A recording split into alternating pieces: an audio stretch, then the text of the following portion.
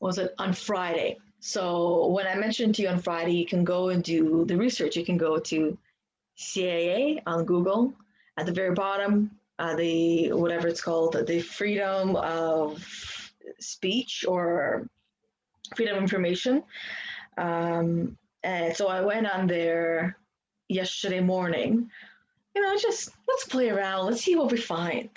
And what I found, I was like, this is insane. So there is basically how to put it, Russia International, paper reports alleged evidence of mishap involving UFO. So, I mean, I can read the whole paragraph. Like, it's not really a paragraph. I don't know if you can even see. Oh, wow. Okay, yeah. Right? So, in here, there is very interesting things that they said. So, the U.S. intelligence obtained 250-page file on the attack by UFO on a military unit in Siberia. And so, one of the things they said in here, and I thought this was really interesting, and I'd love to hear what what stood out to you, because I don't know if you've ever heard of anything like this before, because I definitely have not, and my mind was just like, holy shit, it's possible.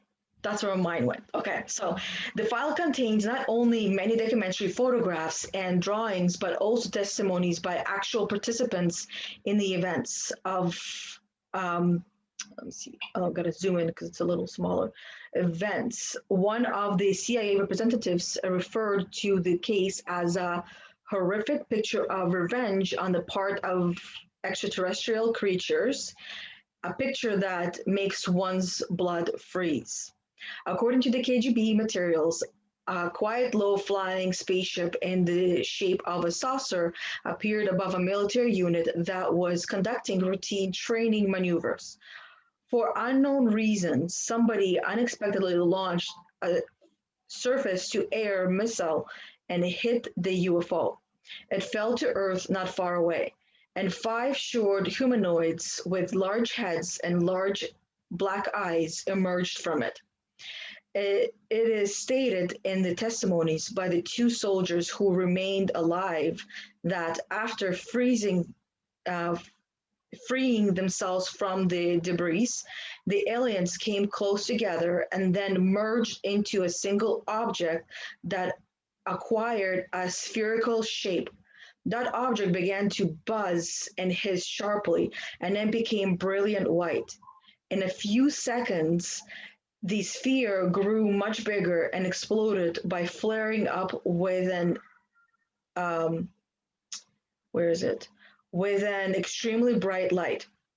At that very instant, 23 soldiers who had watched the phenomena turned into stone poles. Only two soldiers who stood in the shade and were less exposed to the luminous explosion survived. And I'll stop there. I mean, the whole them coming together, forming one object, sharing energy, exchanging energy, knowing they're one, and the the fact that they were also able to change cellular and molecular structure of a human being into a stone pole got me really thinking that if they can do it, we can do it. Mhm. And we people used to be so connected through our hearts, not the mind. Just because they have big heads does not mean they use their heads. But we used to be so connected through our hearts where you can send a message from to somebody far away and they would get it through energy. Mhm. But that art, that muscle has been lost over many, many, many generations. So, what does one make of that? Mm. Yeah. There was a lot coming through for me as you were reading that. Like similarly, I was that thought of like, oh yeah, humans, we can do that. We can merge. I feel like we've been the more we expand our own consciousness, the more we are merging with others who are resonating within those similar frequencies Mhm. of wisdom and creation. And also, what it the imagery, it felt like that scene in WandaVision where she feels like she needs to expand her dome, Mhm. like moves beyond that military site and turns them into a circus. Um, so I just kind of saw like the way like moving like that, like all right, like time to protect ourselves, time to protect the galaxy, which also I interpret it as I think they're guardians. Like I think they're like, no, like this doesn't happen anymore. No more missiles. Well, yeah, because they were doing training, and I don't know about you, but I know I've heard many instances when these UFOs appear in areas close to nuclear bases, Hmm. right? Because they've seen what we've done with it in the past, and Mhm. they're here to protect either us or the planet.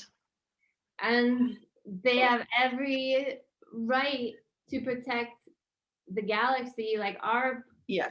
we've been making nuclear weapons without any plan of what to do with nuclear waste.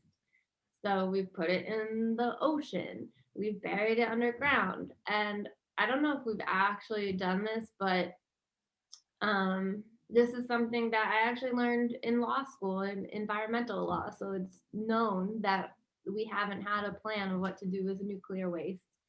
And it's been known for 30 plus years. So it's nothing new.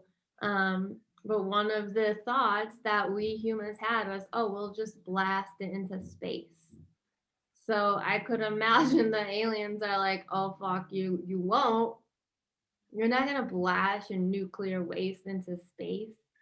So I could definitely understand and see if these higher intelligences, galactic intelligences, are putting a hard stop on us continuing warfare, because warfare, like we're manufacturing war to sell weapons, and those weapons result in so much nuclear waste that we don't have a way to sterilize or alchemize into something that's not as dangerous. It's dangerous.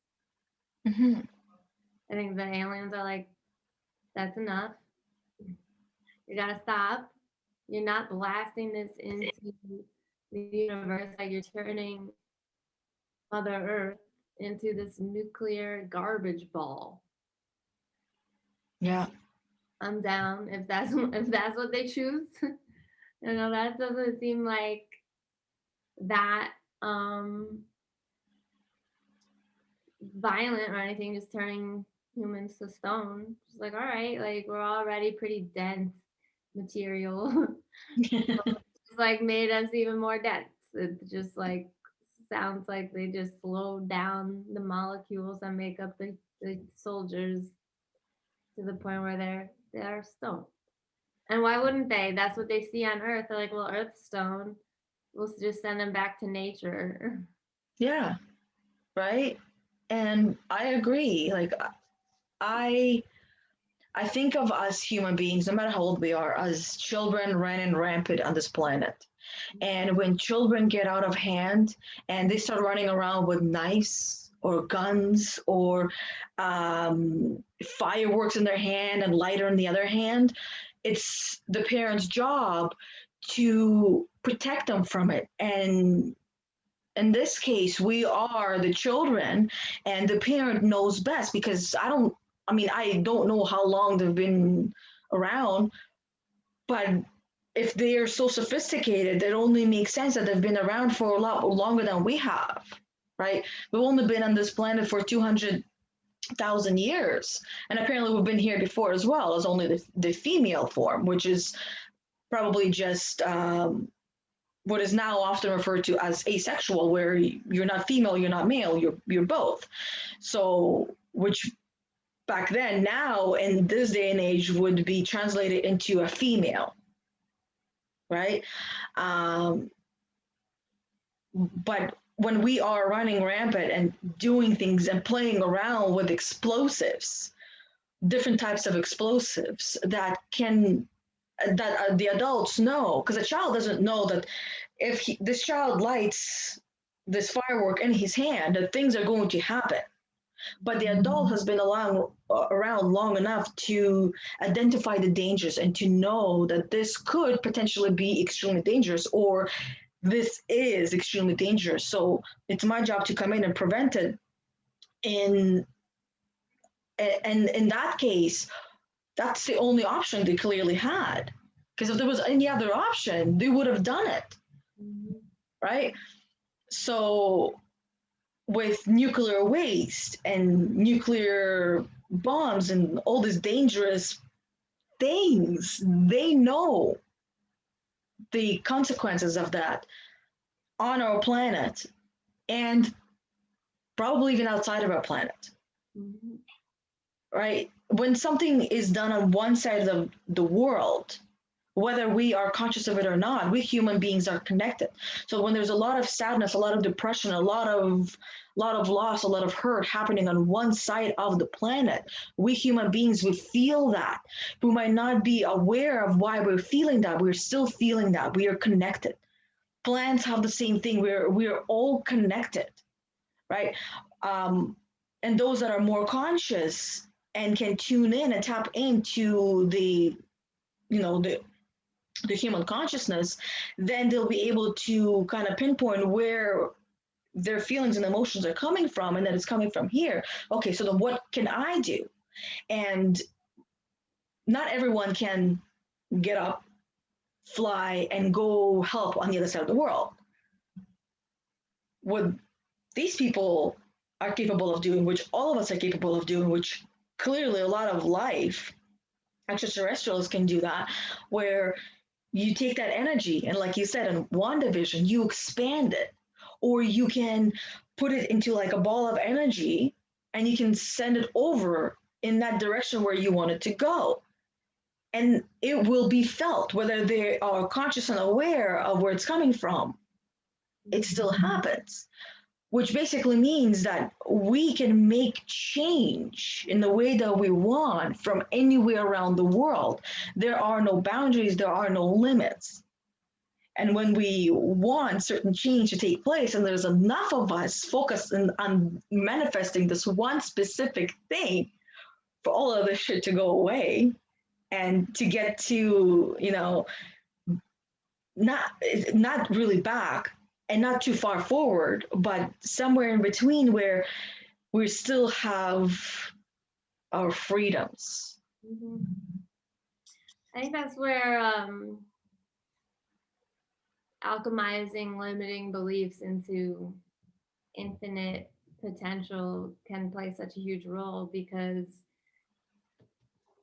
we don't we don't know what we're capable of if limiting beliefs are clouding our perception. So something, I forgot what I was just thinking of. My mind is like so blank because we had ceremony earlier, And now I take it into deep, deep space. which is awesome because it's actually bringing up uh, some of the experiences I was having during ceremony. Like one thing, we had group meditation. Every Monday we have group meditation at 10 a.m. And today, um, certain symbols in the form of people and figures like Buddha, Jesus, Hanuman, who's a Hindu deity, they were coming through, and it was just clear that they were energy. And so this idea that we're all just energy, like the way that they were coming through, it was like their energy was coming through. They don't have to be here. They don't have to be present in material form for their energy to live on for eternity. And so this is actually really aligned with that experience, because then I was thinking about all the people on meditation on this call, and I was feeling all of their energy and just like completely detaching from their human and like their body. And I was feeling that them as energy. And it was as though, yeah, their bodies were just these vessels. And I was like, I wonder what their energy was before it entered these vessels. And I wonder what their energy is going to be, what all of our energy is going to be after we give up our vessels, after we give our vessels back to the earth. So it's pretty aligned. So I forget how why limiting beliefs came up. Oh, because this concept of all of us focusing on something together, putting our energy toward a vision, um, it reminds me of this Buckminster Fuller quote that's like, you don't change anything by fighting the existing reality. I may be botching the quote, but you don't change anything by fighting the existing reality. You change it by creating a new reality that makes the old one obsolete. And I think that's where our limiting beliefs keep us so stuck in fighting the existing reality, because we haven't collectively freed our minds to believe that Lemuria is possible. Like I feel a lot. Are you familiar with Lemuria?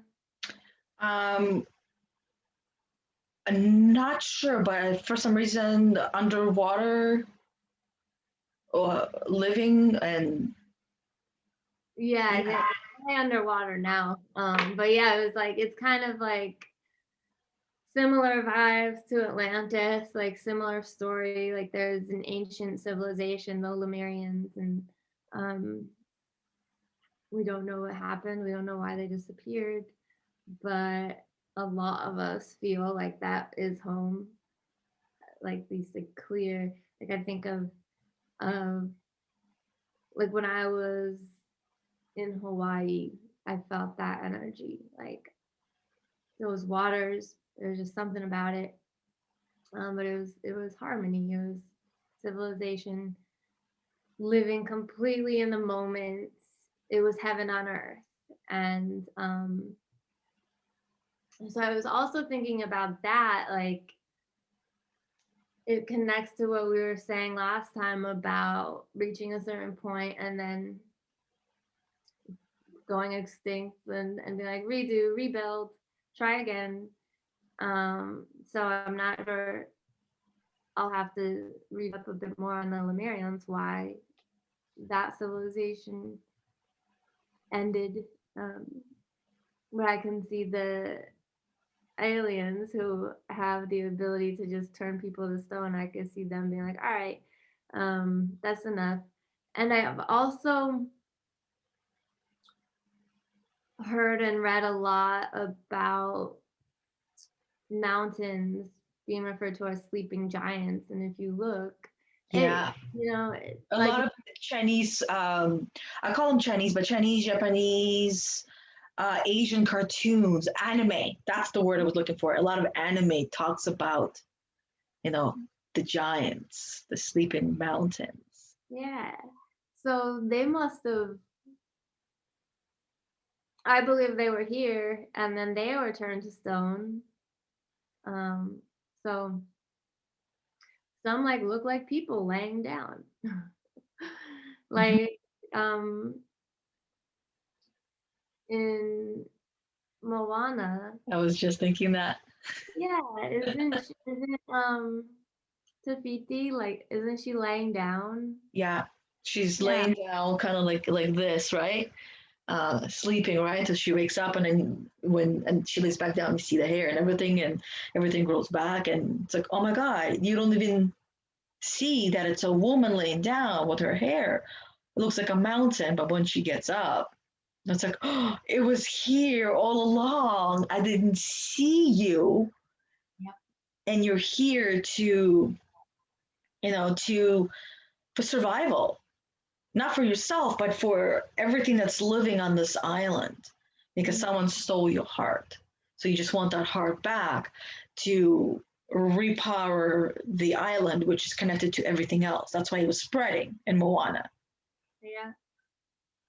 So it's like stuff like that. If it's in our entertainment, it comes from somewhere. Like we know as creators and people who have unlocked our third eyes and crown chakras, we know that creativity and vision comes from somewhere. It's not coming from us. It's not coming from our own minds. It's coming from the intelligence beyond us, some cosmic intelligence, galactic intelligence, and is sending us these visions, these gifts, so that we can do things like create movies like Moana or Star Wars and WandaVision and all the Avengers movies is coming from somewhere.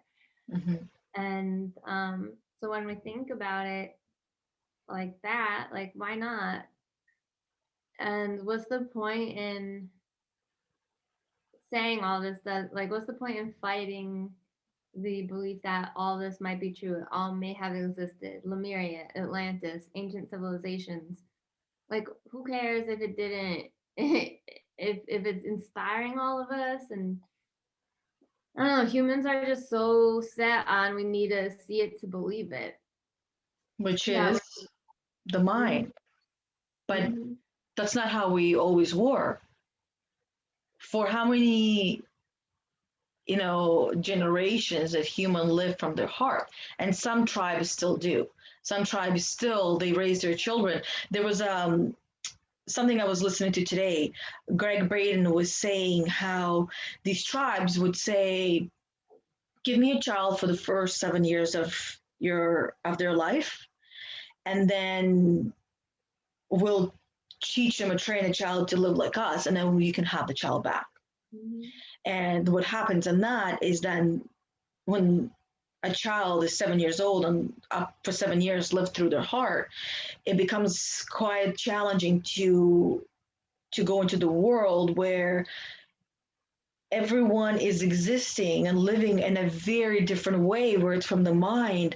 And like I don't even know how to explain it, because I understand it as a feeling now, like listening to a lot of these talks that are kind of like combining all together into this one experience where take a child and then they're not going to know how to live in this world through the mind, because it is so difficult. And that the monks have said that they admire us, that are living, having homes, having children, having jobs, and doing all of this. How we have so much that we are doing and juggling and managing, that for them it's difficult to even, like, they admire that on us, because they don't, it's not that they don't believe they can't do it, it's that why. Well, who would want to? Once you experience stillness and allowing and receiving from through the heart, from the universe through the heart, who would want to go back to the business of the mind and future tripping and replaying things from the past? And who would want to let go of living in the present? Like the Hopi people don't have language for past, present, future, because there's no need, because they live in the present. So if they're doing something, they're doing it. They're catching a fish, they're catching a fish. There's no need to be like, hey, remember when we caught that last fish? Are we going to be able to do it again? No, they're just doing in the moment. They're being. Yeah. Who would want to go back to the busyness and like, yeah, that separation? like living from the heart, once you experience it, it's like easier. You don't have to try. Not there's you don't have to use so much effort to get through the day. The days pass and you get to go to bed like, oh, well, that was lovely. Looking forward to waking up and having a whole new day. How many people can say that? Like, how Mhm. many people can say, I can't wait to wake up tomorrow and start a new day? I'm so excited. Most people dread going to sleep because they have to wake up the next day and do it all over again. And Yeah. there's a clear indication that your heart is trying to tell you, pardon my language, but dude, what the fuck? Why aren't you listening? You're not aligning yourself with who you were meant and born to be. You're not living in your purpose. And when we find ourselves severely depressed or anxious, that's our body saying you went like you straight away far from your purpose. Get back on track. Get back on there. Listen to your intuition. Listen your heart. Listen to me. Mhm. And and that is when you start to follow these quiet little whispers of the heart telling you, or not telling you, reminding you of your path. And you can find your path and remember what it is through getting very clear on your curiosities. And then Mm. through those curiosities, what are you really passionate about that you can talk about all day, every day? And if you're not doing that, then you're not then then you're not living in your purpose. Then you're strayed far away or too far away from that. So what can you do to live your life in alignment the way that you were meant to live and be and experience through your curiosities, passion, and your gifts? Mm. They're all like aligned. And that is when you get that sense of fulfillment. Yeah. And it can be overwhelming. Um, like the last time I had a was working with a client who was still very much within the corporate world. I asked him, his goal was he wanted to develop healthy sleeping habits. And so I asked him, we were digging into why he wasn't able to fall asleep. Like he wanted to be able to fall asleep when he got into bed. So I asked him what's going on in his head when he gets into bed, and he said he was thinking about all the things that he was going to do the next day, that he had to do, all the things on his plate the next day. And I was like, okay. And then what are you thinking about as soon as you wake up? And he was like, well, first thing I do is I check my emails. And then from then on, that's what I'm thinking about are all the things that I have to do. Asked him what he's thinking about when he's brushing his teeth. And he's like, I'm thinking about how I'm going to respond to these emails. Um, so, you mean even email. So that actually created a really clear picture of just how much email alone has changed our brains. That and probably text messaging, social media, this expectation that we're always available and we're always expected to respond. Mm. That could create a lot of busyness and occupy our minds when it's time to rest. So we've pretty much, as a species, been completely disconnected from our right to rest when it's time to rest, to put aside the work. And it takes effort. Like it, in working with him, it took a lot of effort for him to even give himself permission to, like, I'm going to leave work at work. And it does not have access to me when my head hits the pillow. It does not have access to me when I'm brushing my teeth in the morning. I will respond when I respond. And the deep inner work that we had to do for him to get to even that point of giving himself permission was detaching his ego from he was realized he was getting this false sense of importance, of self-importance. It was making him feel really important. So one day we were talking, he's like, he was like, why do I think I'm so important that I need to be responding to emails at, midnight at 5 a.m. And that was a moment of awareness and it was so beautiful because there's a lot of attachment to that. And I think that that's kind of rampant within the corporate world is we all want to be the most important one on the team. Yes. And I was the most important one in the team. And when it came time for me to try to move up in the ladder, I had a difficult time. And I mean, because a lot of us were raised that way. When I came to Canada, I was 13 years old, and I already at that age had a job. I washed dishes in the back of a restaurant with my parents until like 2, 3 in the morning.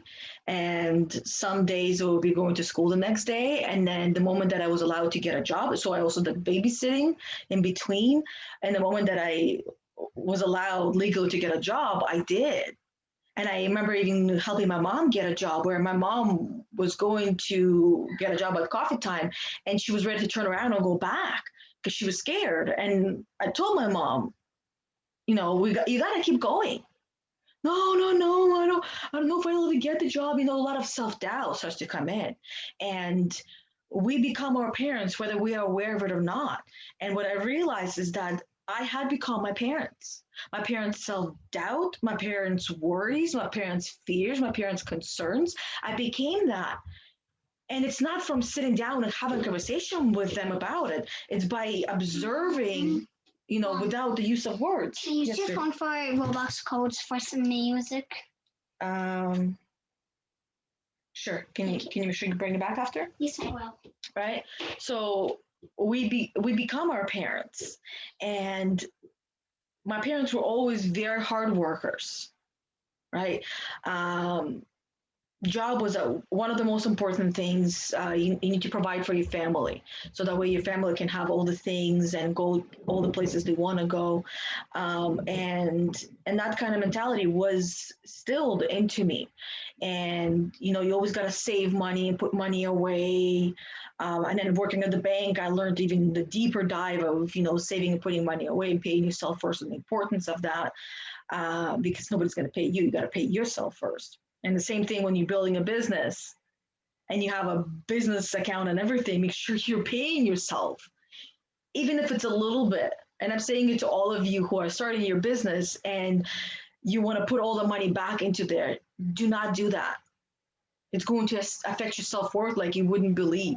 So you got to start paying yourself, even if it's like $50 and the rest goes into the business, at least you're paying yourself $50. You got start where you're comfortable. And I'd say 50 is way too low.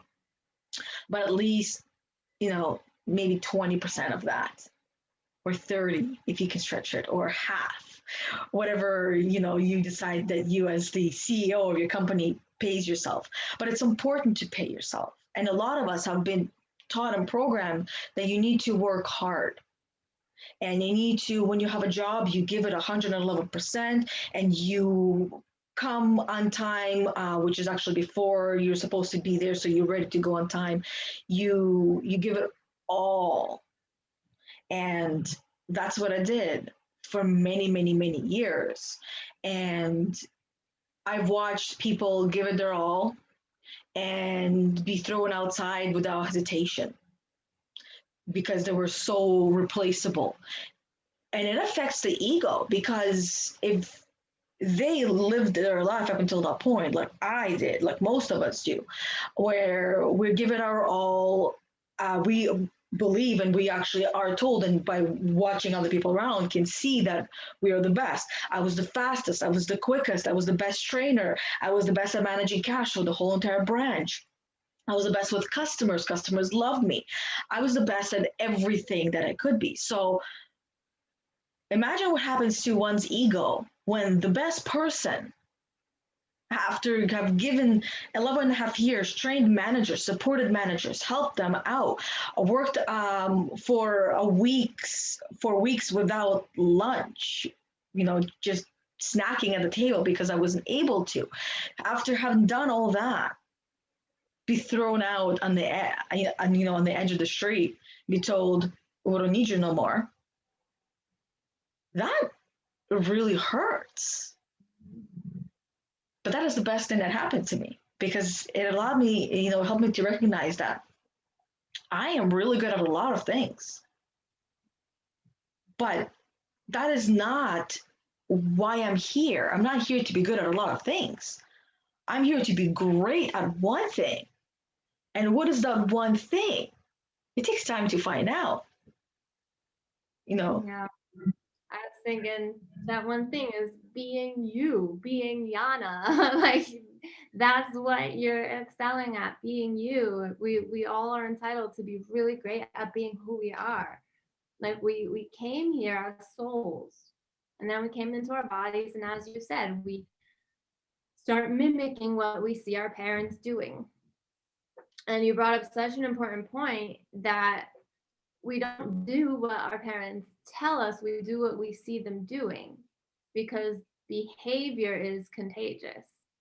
Yes. So it doesn't matter if our parents tell us to embody, or I mean, not that they use that kind of language, but it doesn't matter if they pass on through telling us a set of values or standards or whatever. I remember, for example, I remember my mom telling me never go to bed angry. But I would see her and my dad going to bed angry all the time, sleeping in separate rooms after a fight. So that's what I thought was normal. So how am I going to learn how not to go to bed angry if I've never seen conflict resolution done well? What I would see is my parents fight for about 2 weeks. My mom would give my dad the silent treatment, and then one day it would just be over and they'd be talking again. And for 2 weeks, my dad would be making jokes about it, like, oh, your mother's really pissed this time. I probably should have talked to her before just buying that car. And I saw my dad's patterns of doing what he wanted and then asking for forgiveness after. And even though they would tell me something completely different, they would tell me how important communication is and how everything, when you're in a partnership, you got to make decisions as a team. But I would see my dad making decisions, my mom being like, what the fuck? And then it'd usually be like 2 weeks. It was just 2 weeks of this discomfort and tension, and my mom being angry, my dad making jokes about it. So how was I supposed to integrate any of the things they were telling me? So Well, don't we all learn from, hands-on experience? That's what I grew up always thinking, that I learn best from doing, not from listening, right? From watching and observing, from watching whether it's movies or lessons. I learn best from that and seeing what they're doing and trying it than just being talked about like theory. exactly. Isn't there also a quote or a phrase that goes something around do as you say and not say as you do? It was something that was normalized. Do as I say, not as I do. And then there's another quote that goes, monkey see, monkey do. Yes. So you want us to do as you say, and that's that chance of that, we're going to do as you do.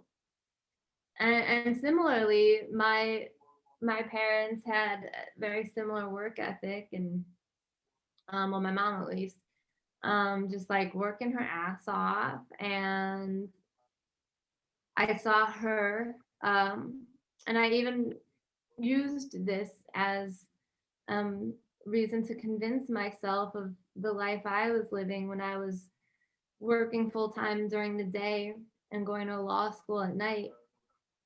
And I kept telling myself, well, this is what even though it was destroying me, I was telling myself, my mom worked full time during the day when we were young. We were little kids. She worked full time during the day at a doctor's office and then went to nursing school at night until she got her RN. And so when I was in law school and I was running on fumes, I was like, well, my mom did it, so I'm going to prove it to myself that I can do it too. And as we're talking, all of these patterns come back to patriarchal programming. Like the patriarchy is based in do, go, go, go, push, push, push. And I think that's why this is all coming to the surface now, is because we're making this shift into a more matriarchal paradigm. And the matriarchy is more about allowing and receiving and surrender. Like, in order to truly commune with the feminine energy within, we've got to be ready to receive. And that is so hard for so many of us. Yeah. Actually, I pulled the card yesterday from the goddess deck. I don't know where it's at right now, but it was the Hathor goddess, and it was about receptivity. And I like to read it, but I don't know where it is. But that's what it reminded me, that feminine energy receives. So, which also shows so much about our relationship with Mother Earth. Mother Earth is a feminine energy, and we've just been taking and taking and taking from her and not giving back, to the point where we have about 60 years left of fertile soil. So we're making this huge shift. So all these patterns of conditioning that we've seen that have been very much pushed until exhaustion, that's been showing in our relationship with Mother Earth, pushing her until exhaustion, pushing all of us until exhaustion. And it may have advanced us this far, but it's clear it's not working anymore. Yeah. And so some of the medicine for that is reducing stress, which is what we do as coaches. We help our clients to reduce stress. And also we help our clients to experience connection within, and what that feels like. Just intimate connection to our soul, our hearts and our soul. And I don't believe any soul comes to earth thinking like with a plan. Like, I'm gonna work 40 years in a company until I can retire with my retirement benefits, and then that's when my life will begin. That just doesn't sound natural. Like, none of it sounds natural. None of this like we've industrialized human beings. Yeah. And our souls are crying out, like, please slow down and connect. Like, I am nature. We are nature. So Yeah. I think we're just learning now. Like, we thank you, Industrial Revolution, for the advancements that apparently we did need as humans. I'm glad for the railroads, for airplanes, for the ability to travel around the globe. And now I think we can let it go and enjoy. Yeah. Let's enjoy this fruit for a little while before we try to plant another one. And it feels like there's new fruits that are being planted right now that we don't even have very much say in. Yeah. Which is a little confusing given the fact of how much we have advanced as humans and how much we have also advanced on the human rights front in all the different areas. And this is where the phrase that they use, the Great Reset, is a little concerning because reset means going back to the previous way of being. Which previous way of being are they referring to? With in Canada and I think in the States, the vaccine passports where if you don't have it, you literally can't even have a house. Yeah. Really, you can't have a job and pay for your house. You can't go grocery shopping. You can't do anything. You can't travel. So that's not. I mean, it just really baffles my mind of what previous way of living are they really talking about? Yeah. Yeah. I Speechless. I know, right?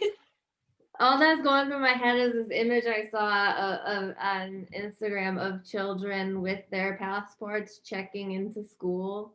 I think it was in China, and like having like scanning their vaccine passports to get in, and like when as a civilization do we need a scan uh to just yeah, I don't know. When I don't know. I a great reset. It just all of it sounds so much like what we were saying of ancient civilizations when they reach a certain level of advancement and they're like, all right, thanks for the advancement, wipe them out. I it's almost like they we all got our civilization to a point where the powers that be are like, great, we want all of this, but there's too many people now, so wipe them out, and we'll take all of the technology. And I think that's why, like, I'm very interested in this, um, the cognitive diversity among the powers that be, because on the one hand, there's like the Bill Gates group, and then on the other hand, there's Elon Musk. And Elon Musk from the beginning has been like, tell the people the truth about the deaths being reported. While at the same time, he's created the Neuralink. So like it's almost like these powers that be want his technology, but they also want him to stop telling the truth. So it's very interesting time to be alive when we're reaching the next stage in advancement of uniting human consciousness with artificial intelligence. So yeah, that the Great Reset, I don't even know. For me, reset, I actually part of ceremony this morning. I have a plant medicine that's for that. It's called sunu. It's a chape, and it has is a snuff that gets blown up the nose. And that's why my mind was like completely blank because it is like a reset. And for me, every time I experience that reset, feels like being barefoot on the ground and kissing the ground and remembering that we are nature. So when I reset, that's what it feels like, being completely present in the now. So when they talk about the Great Reset, I don't know. I have no idea what they think that even means. Reset to what? Our factory settings? Like, I don't know. Yeah. I mean, that's what it actually means. If you go to, Google, what does the word reset means? You take your device and you reset it back to the factory mode of how you got it. It cleans off the whole entire system. So if that is applied to a human being, you reset a human being or the way they're living. Are we talking about, like, how far back are we talking about?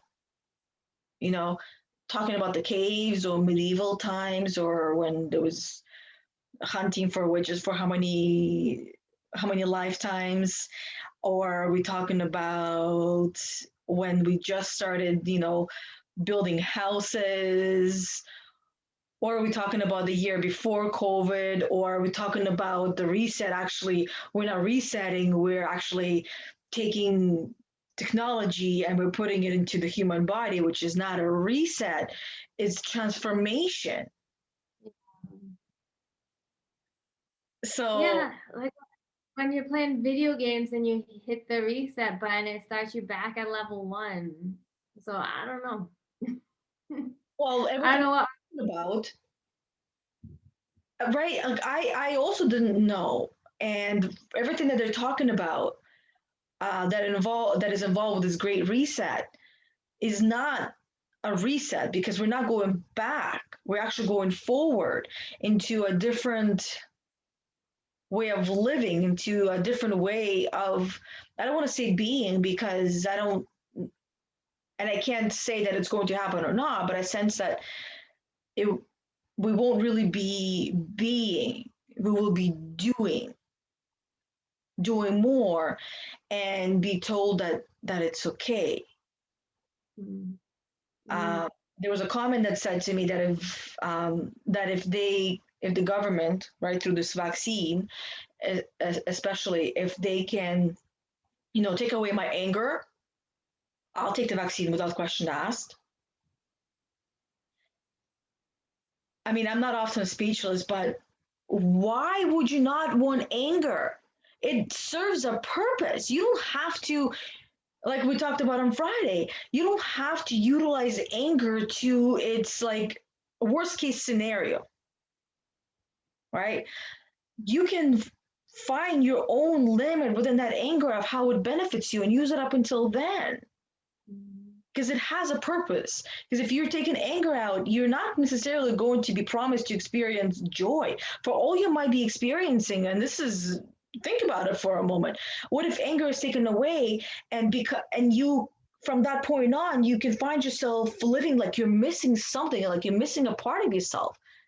And then you continue to go and search for what it is that's missing and never being able to find it because it was taken away from you willingly through, I take your anger and it's gone. But it's a part of you. And if you, I mean,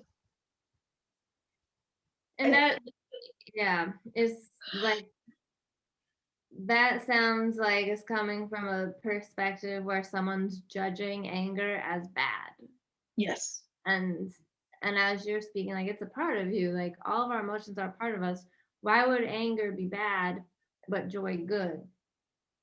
Or, it's like I think about love and loss all the time, especially living with a senior cat. She was 13. I'm like, man, having pets is a real big lesson in love and loss because when you welcome a cat into the family, that you're gonna outlive your pet. Typically, I mean, most cases, you're gonna outlive your pet, and you're gonna fall in love with your pet. Mhm. Uh, so living with the cat Trixie, I think about love and loss all the time because there'll be moments where I love her so much that it's excruciating to the point where I start thinking about I don't know what I'll do without her.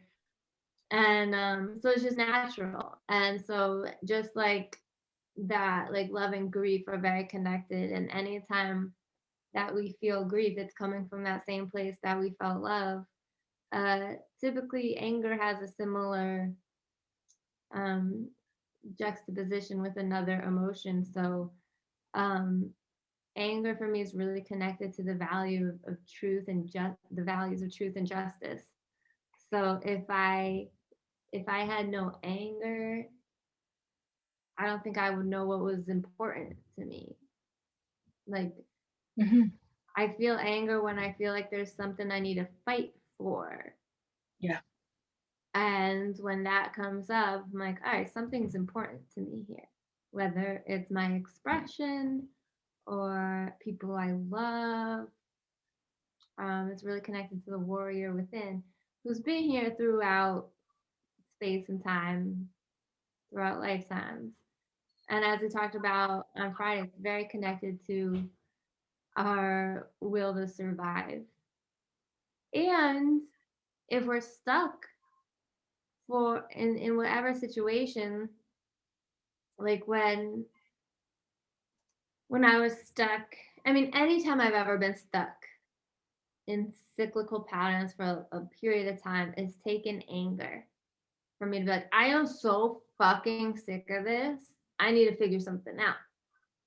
Without that anger, I don't know if I would, there'd be a catalyst. Anger for me is just such a helpful catalyst in being like, I'm sick of this.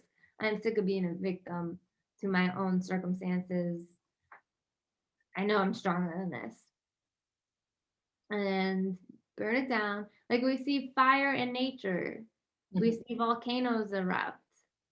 So why would we think if we see fire, if we see lava and volcanoes in nature, why would we think that it's not within us as well?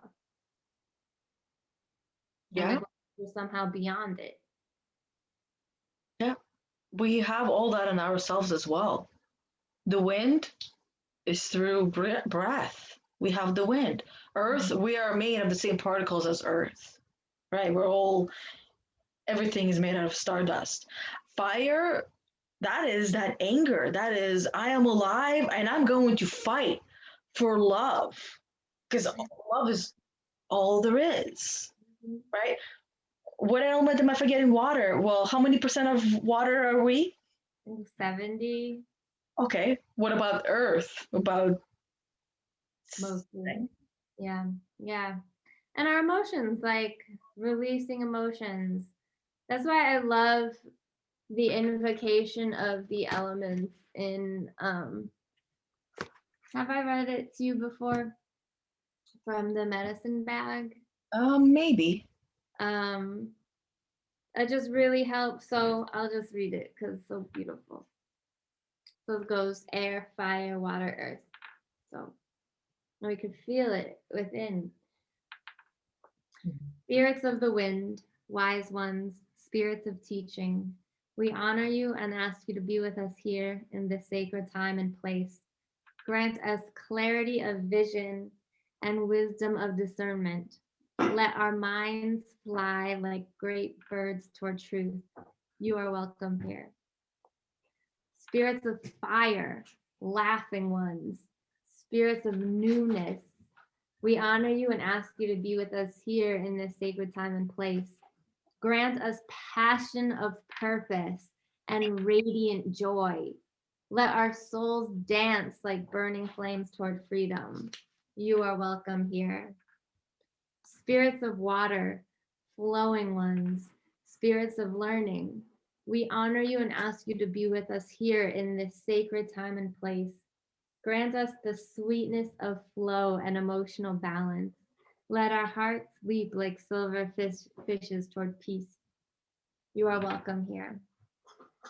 Spirits of earth, grounded ones, spirits of action, we honor you and ask you to be with us here in this sacred time and place. Grant us the strength of connection and nourished hearts. Let our hands work in the garden of being toward abundant kindness. You are welcome here. So I just love that invocation because you could feel the emotions connected to each element. So as we talk about anger and fire, and I read, grant us passion of purpose and radiant joy. Would we have that passion of purpose and radiant joy without anger? I don't know. Because we'd be doing as we're told, and we wouldn't be like, who would be like the sheep is being told where to go, where to eat, what to do, and they're okay with that, right? Because they were made that way. But if they were given a little bit of that fire of passion, one sheep, that sheep will be like, no, I don't want to eat this grass. I want to go try the grass right over there. I'm really excited and curious to taste that grass over there. Yeah, fuck this grass. I want to go for that grass. I'm sick of this grass. And they're not allowed to because they've been conditioned in a certain way. We human beings are kind of like that, where we've been conditioned to think of focus on our mind and live through the analytical mind, and disconnect from the heart. Whereas we talk about the law of being quite often. The law of being is all about the core, all about the center. Core, as core energy coaches, we can. That's what we help people do. Is you go within, you focus on the inside world, on yourself, and stop looking everywhere else for answers because they are already within you. And right now there's a lot of changes happening that's affecting all different ages. And the question I was actually even going to ask you before we started having the conversations was law of being and ELI, Energy Leadership Index Assessment. Is there an age bracket around anyone who wants to go through the program and do the ELI assessment? That's a great question because I've actually had clients who have asked if I would take their kids through it. So I think kids are so smart and intuitive and understand a lot more than we realize. So I think there are ways we could maybe simplify it and change the language, like talk about school situations instead of work situations, like maybe level 2 would show up of like getting really mad at your teacher or something, or really mad at the principal. And stuff like that. But I think that it could be useful for any age because it's a chart. And this is really how we take in information as visual, like social media, memes, visual communication is our new language. So having a chart of like, here, look, this is your energy. When you don't experience stress, you're here. Like, what are you doing when you're here? Like playing outside, whatever it might be. And then teach them. I think it'd be so helpful for them to know how they're showing up when they're under stress, so that, I mean, for me, for adults, when we go through the ELI process, what we're really finding out is who we are when we're under stress, and really who we are at each level of energy, so that we can see ourselves there and be like, wait a second, I'm avoiding right now. That means I'm at level 1. Why am I at level 1?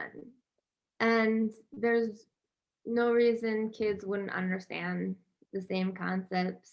So I think if once kids are old enough to understand certain things in math and science, I think this is natural. I think this would be natural for kids. Yeah, I agree. Like the language itself might be, because the reason why I'm asking is because I have a call with a mother who wants help for her daughter with confidence. And myself, having gone through the law of being and the tools that IPEC offers, I know there is a lot that the law of being can offer, and me as a coach. But the concepts are a little bit more like, it's the target market, I guess, for the concepts that are in the law of being are for those who are more conscious. But then again, most kids are already conscious, and the reason why they might not be seen as conscious, higher thinking beings is because of the parents' inability to recognize that. Yeah. I think that my only concern with working with this system with kids is like, I know how it is as an adult to see your results and be like, that's a lot of level 1. Oh, so I think it's just the energy we would bring to it working with kids, just being like really pumping them up, and like making it exciting learning about level 1. Maybe like not even spending that much time in level 1, just being like, it's so cool though. We're gonna move this level 1 into this energy, and just teaching it like that way so that they don't judge themselves. Because in the same way that we might be diagnosed with certain mental health mythology, like myths, like being diagnosed with depression, being diagnosed with anxiety, being diagnosed with schizophrenia, things like that. We might mythologize ourselves. I'm like, that's me. So I think that with kids is just really important to be like, this is just how you're shown. This is just the pattern that you're working with, and it's probably because of me, probably from watching me and hearing the news, and they're probably, I think like working as a team with a parent, and really like having a parent taking a lot of responsibility for the patterns that we're seeing in the kid would be helpful. Or it could even just be helpful for the parent to see the child's energy without even the kid knowing, and just like talking about it, so that we see like, okay, if your kid has a lot of level 1, see what's in their feedback loop. How much news do you have on? How much is that getting into their feedback loop? How much are they hearing COVID, COVID, COVID, COVID? And things like that. So it could be, I don't know, it could be really interesting. The mom that I spoke with, the person that her son is, I think, 17, so that she was interested in having him do this, and he was already like, the reason is because he was already talking about this kind of stuff. He was already like, everything's energy, and like, so she was like, maybe you should do this. We haven't done it yet, but if I think any younger, I think the focus would be more on parents taking a lot of responsibility. Well, I was thinking that it would be important for the mother to take the ELI as well, and to, if they do decide to go with the law of being, for both of them to go through it, right? They can share the program. I'm not here saying you have to buy one and your daughter has to buy one. You're in the same house. Like, save the money, and then use that money to go somewhere together afterwards, right? I'd rather that, because physical program, and I know that there would be benefits to both of them, because if the daughter is learning one language and the mother is not, it's exactly, right? And as you've seen, my mom's ELI and my ELI, the first time I took it, were identical. Same patterns, because I'm her daughter. So chances are the patterns passed down is coming from the kid's mom. Yeah. And that's why I'm glad I'm going to be having a call with her. And then afterwards, I can have a call with her and her daughter, because I want to ask her mom and really understand, how well does she know her child?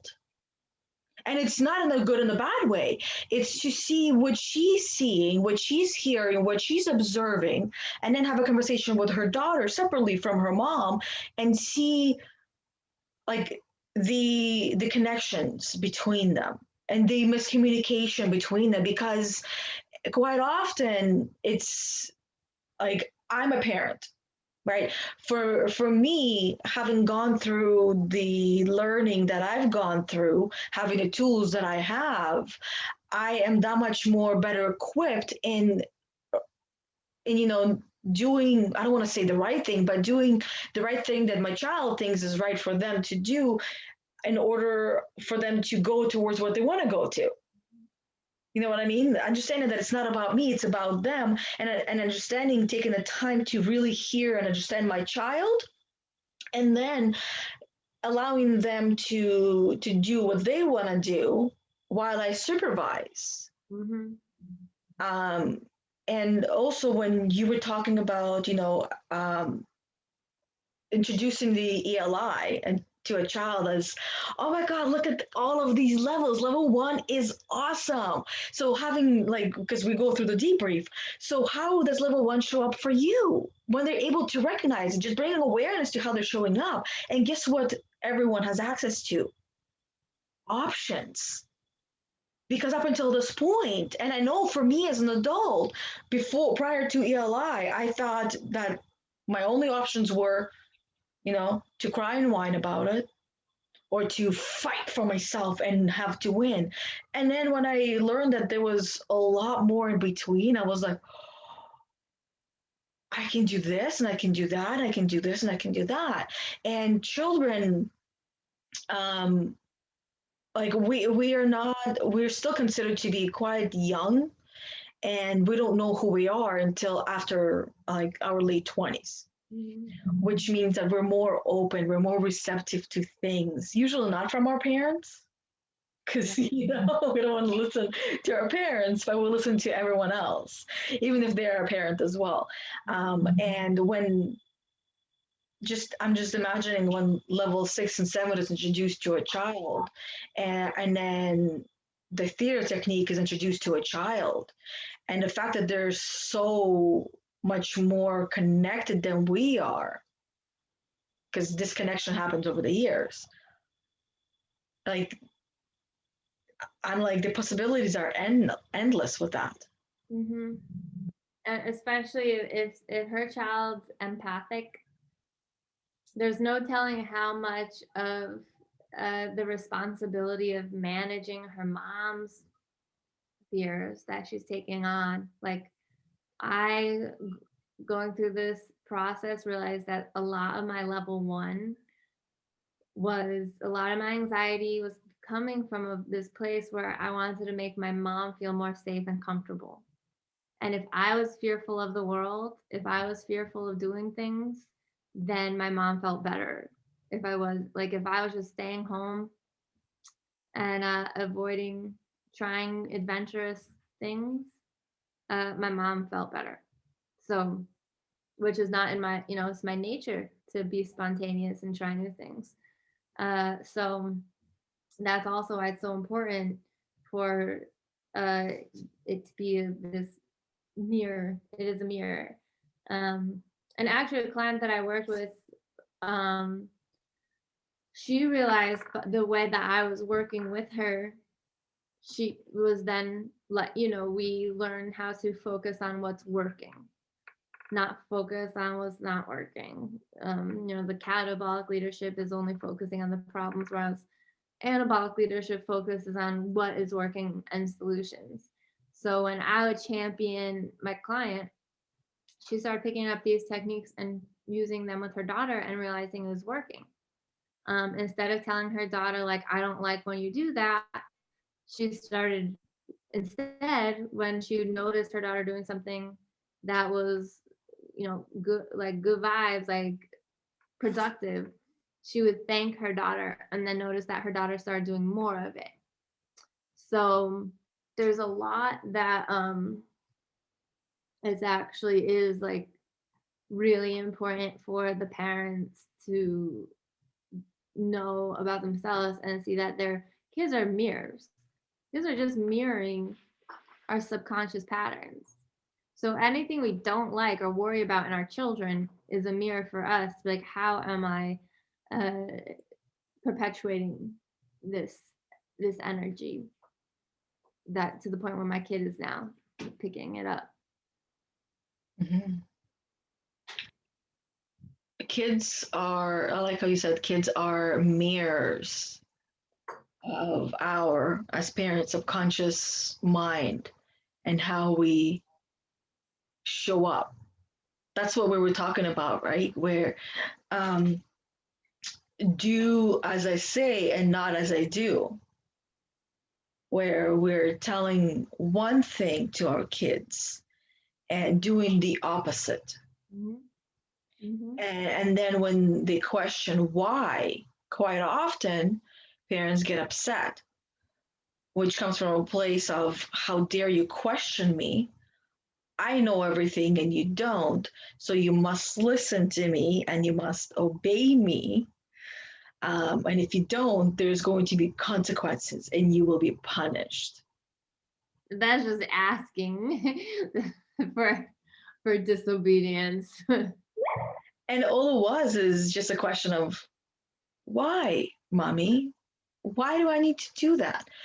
And we forget that the reason why they ask why is because they actually don't know. And it's not because they're trying to be disobedient, it's because they are curious. That's They want to know why. As a little scientist, as a little explorer, they want to know why. exactly.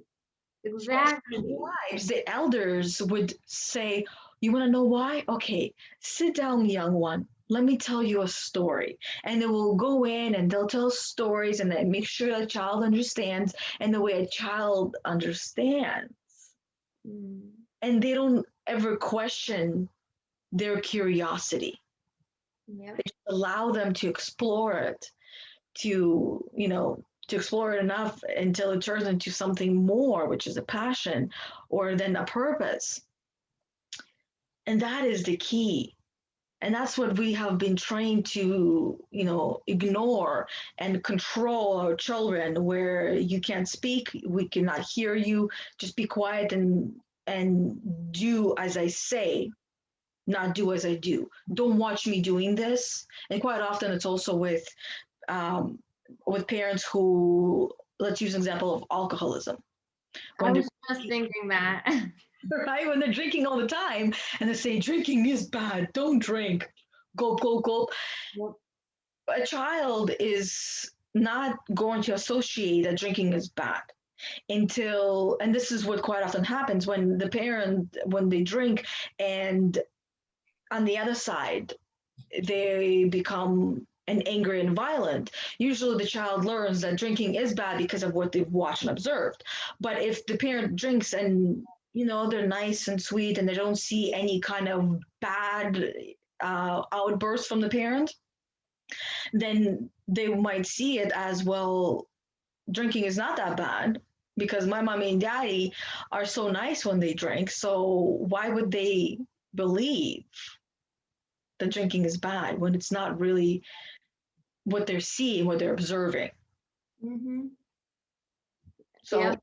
Kids also have a way of filtering out what when we idolize our parents, even if we see them acting violent or dismissive, even, I mean, even low key aggression, we might filter that out and just see the good.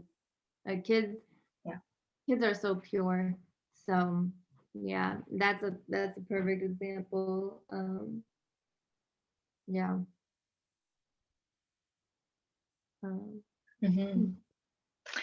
Um, yeah, that's why it's important to allow them to play, Mm-hmm. right? Play with their curiosities and explore them.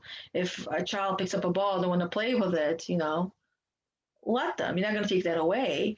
And if a child picks up a knife and wants to play with a knife, I mean, you let them. There's a way, yeah. I mean, there are ways, if it's gonna be dangerous, there's a way to respond versus react. Like, I Yeah. think our first, if it's dangerous, our first instinct is to react. I'm like, no. And then the kid's gonna cry and be like, think that they did something wrong when they weren't doing anything wrong. So if we were to respond, like, looks like you're pretty interested in that knife. What are you gonna do with it?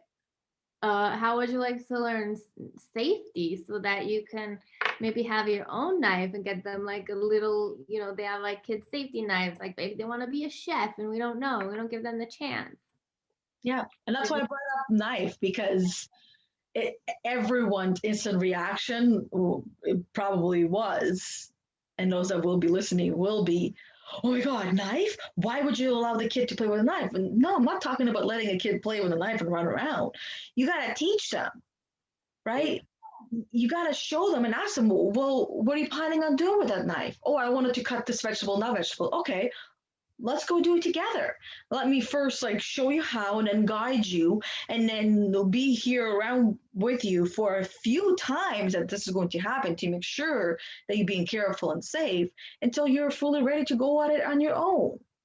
Like, it's our job to teach our children every little thing, and especially those that we are afraid of, because if we are experiencing fear, then checking that energy and and in the body, and diving a little bit deeper and questioning, where is it that fear coming from, and what does that mean? Because it's not about the child and the knife, it's about you. Yeah. So working through that, so that way you feel comfortable and you feel safe, and that you also able to trust your child to do that. Because if you have a difficult time trusting your child with a knife, you might have a difficult time with your child going to drive, going even biking on their own, crossing the street on their own. There's a lot of little milestones that kids all go through that we as parents are scared of. But what's the fear behind that? And that can take some time to work through, and it can take a toll on the parent as well, when there's so many different fears that all of us are being exposed to, because we're living in the world where there's so much information. So we're so educated, and because we're so educated, we become so aware of all the dangers of everything. So I know he's like walking back and forth and distracting. We got a big day today. Getting involved in the local community. So yeah. He's gonna go check out the neighborhood. So I'll join him in a bit. Yeah, we have a local community that's actually giving me a lot of hope, because our neighbors went around, put flyers on everybody's doors being like, let's see what we can do. Just come together as a community. And there's like we've been like, I wonder what everybody in this community thinks, Humbled on the ground. Yeah, he wants a code. Yeah. Oh, what is that? No, I don't want any more They're chocolates. good. I know they are. That was my second last one. See? What was it? It's the like the eggs. Oh, from Easter? Do you have a good Easter? Mm-hmm. Yeah. Mm-hmm. I'll come back down in a few minutes. Oh my goodness. Yeah, he'll be back in a few minutes, because I know the code didn't work. It was blinking. Yeah, because it's on the other side, basically, of the basement, but upstairs in the living room. And I'm basically like by the front door upstairs, but that's why I had to like lean this way and and do it as fast as I can. Look. There. Oh, nice. It's a white egg. It almost looks like a bird egg.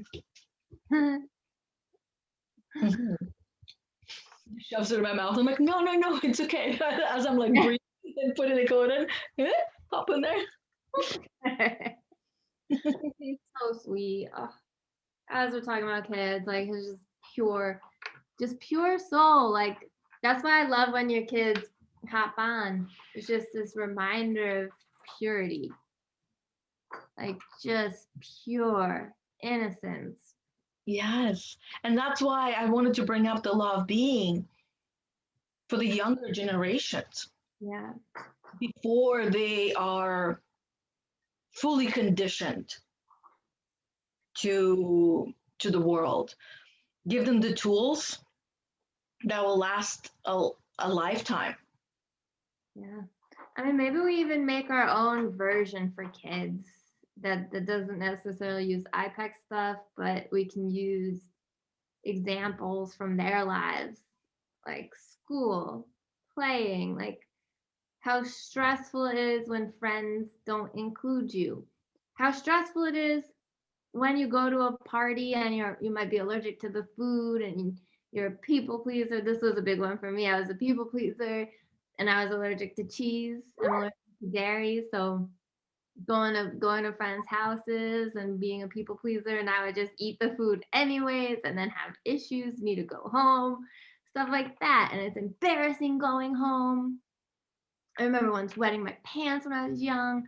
I remember getting all dressed up in my hockey gear and being too afraid to ask to have my gear taken off so I could pee. So I just peed on the ice, stuff like that. Yeah, so stressful.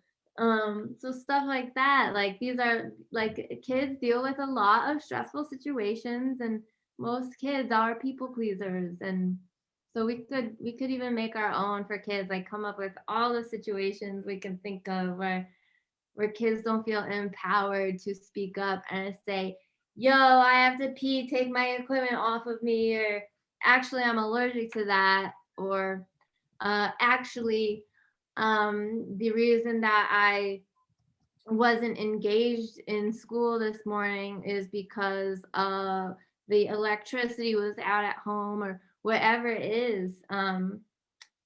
Chris is taking this 2-year meditation course, and there was a segment on one of the modules where Jack Cornfield, one of the instructors, was sharing with us. It was like a segment called "I Wish My Teachers Knew That."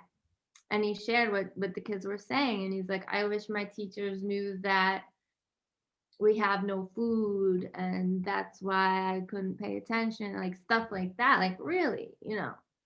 stressful stuff. And kids are expected to just show up and perform.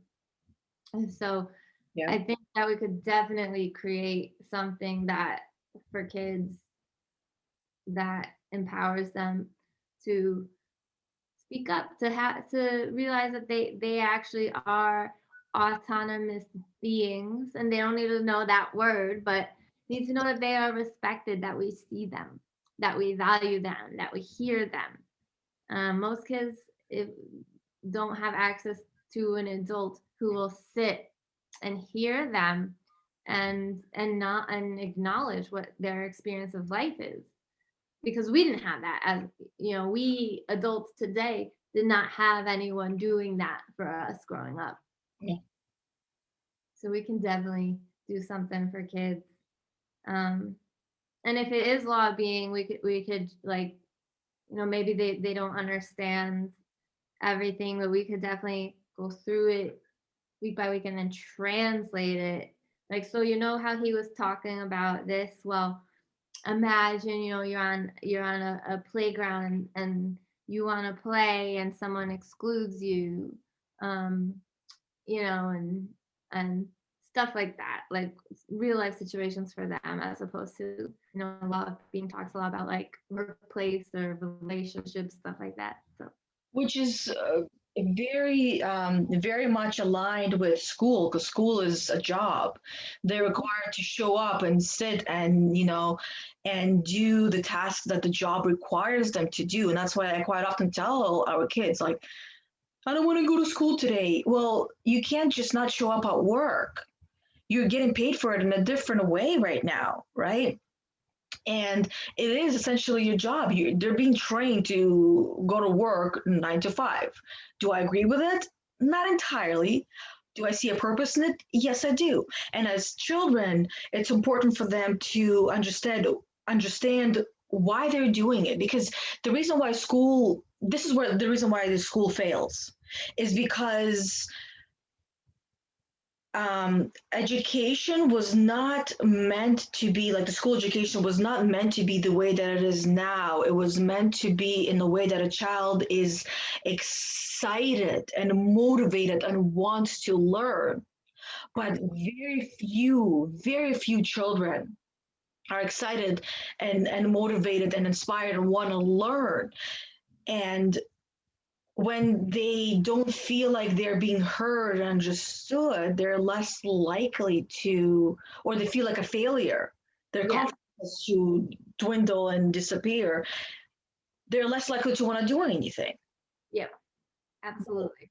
When it comes to anything else they're curious about, they will go and they learn. When they get good at it, they want to do more. When they learn more, they become better and better and better and better.